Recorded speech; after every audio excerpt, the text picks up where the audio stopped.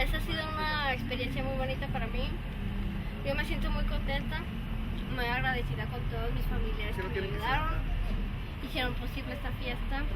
Muchas gracias, de verdad se los agradezco.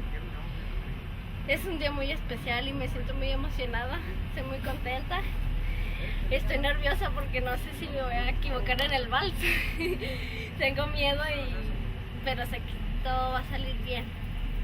Muchas gracias a todos mis familiares, los quiero mucho. Gracias, de verdad.